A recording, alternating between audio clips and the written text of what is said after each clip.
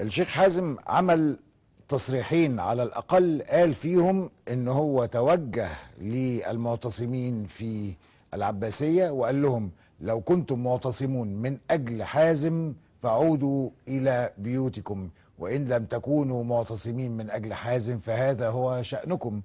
قال هذا الكلام النهاردة وقال هذا الكلام امبارح، وقال إن هو وجهه في مكالمتين تليفونيتين على موقعنا نادي العاصمة على الفيسبوك. لما قلنا ان الشيخ حازم صلاح ابو اسماعيل من المقرر ان هو يكون ضيفنا في نادي العاصمة النهاردة، الحقيقة عشرات الالاف دخلوا على الصفحة وعشرات الالاف كتبوا تعليقات.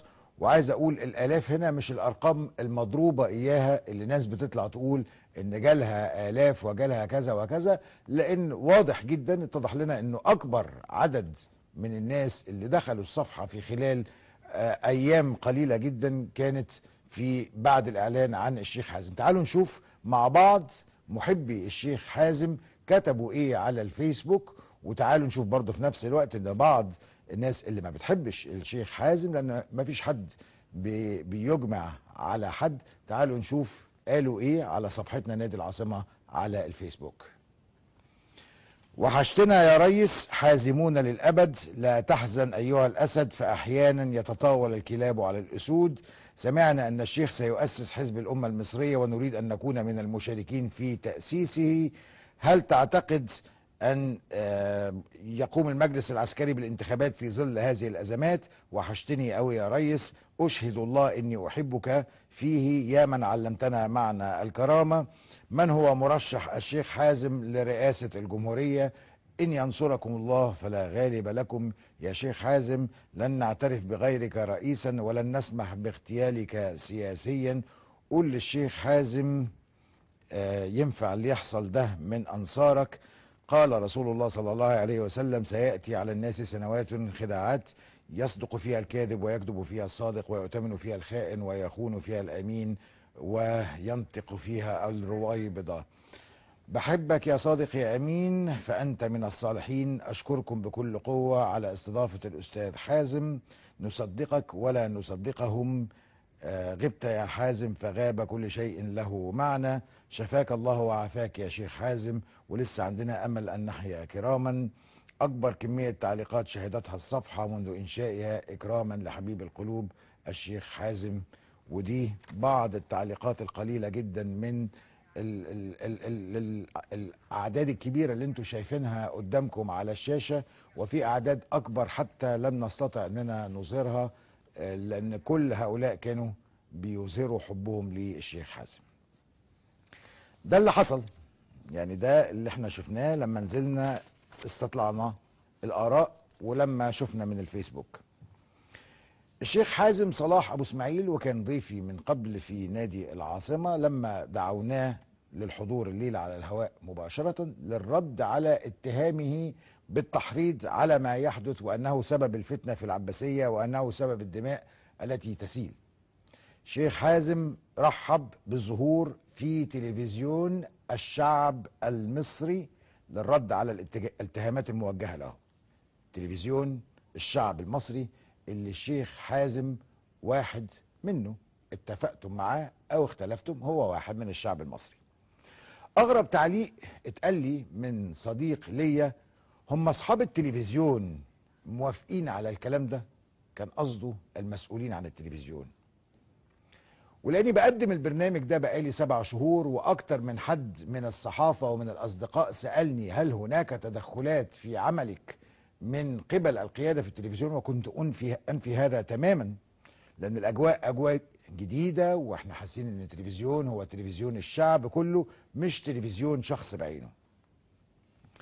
وقلت طبعا صحاب التلفزيون أو المسؤولين عن التلفزيون أكيد نفسهم يشوفوا الشيخ حازم صلاح أبو اسماعيل هيطلع يقول إيه في الاتهامات اللي الكثيرون في الشارع بيوجهوها ليه. وده طبعا هيكون سبق إعلامي.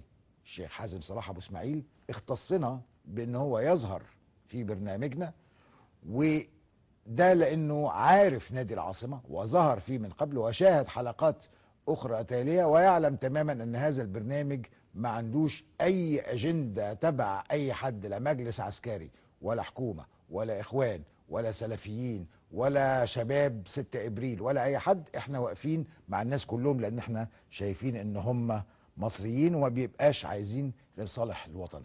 بالنسبة لأنصاره ومحبيه اسألوه إذا كان قال كده ولا لأ لما تشوفوه في مسجد أسد بن الفرات الجمعة بعد القادمة، لأنه هو نفسه أعلن اعتذاره عن تواجده بكرة في الجمعة بكرة.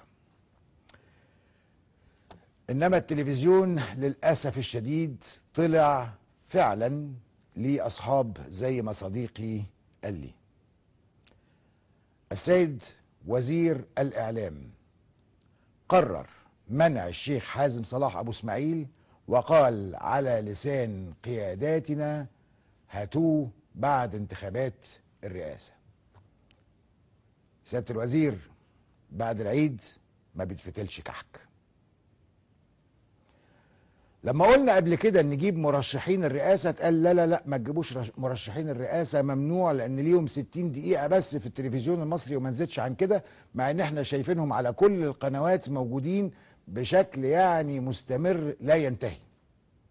واتقال برنامج نادي العاصمة نقلا من قيادتنا عن سيادة الوزير، نادي العاصمة تولوا ملف المستبعدين. حاضر سمعا وطاعة. فقلنا نتولى ملف المستبعدين، فكان معانا المهندس خيرت الشاطر الاسبوع اللي فات بعد ما حلقته اتأجلت اسبوع كامل عشان خاطر مباراة كرة قدم ودية بين فريق المصري للشباب وفريق كوستاريكا، اللي اراهنكم ان محدش فيكم يعرف هي خلصت كام. بقول لسيادة الوزير ان الكلام ده لو هو رافض يشوفه على قنواته المصرية المملوكة للشعب هيشوفوا على قنوات تانية. إذا كان الشيخ حازم اختصنا بهذا السبق، بكرة يختص غيرنا ويكون السبق للغير.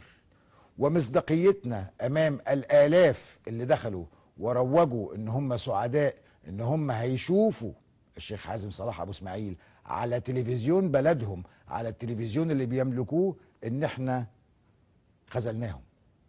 احنا فعلا خذلناهم. لو وزير الإعلام شايف إن اللي بيحصل ده كبير علينا وإننا مش ممكن نشارك فيما يحدث على أرض الوطن فيما هو فيه صالح الوطن، ممكن نعمل حاجة بسيطة. ممكن نقفل قنوات التلفزيون المصري لحد ما البلد تستقر والدنيا تبقى لطيفة، ونبقى نرجع نفتح تاني بعد كده على مهلنا ونشوف الدنيا حصل فيها ايه. تعالوا شوف الشباب في قناة النيل الأخبار حصل لهم النهاردة ايه من الناس في الاعتصام، تعاملوا معاهم ازاي. هل دايما لابد يا سيادة الوزير اننا نعامل معاملة اننا خانعين او كاذبين او اننا مش قادرين اننا نواجه ولا قادرين اننا نقدم اعلام محترم؟ مش معقول. كان من حق الشيخ حازم صلاح ابو اسماعيل كمواطن مصري متهم من قبل الكثير من التيارات انه يخرج على الهوى ويدافع عن نفسه، وننقل اليه تساؤلات الاخرين وننقل اليه تساؤلات انصاره اللي هم وضعوا اكتر من 500 سؤال للشيخ حازم عشان يرد عليهم. لله سبحانه وتعالى اقول: يا رب اني مغلوب فانتصر،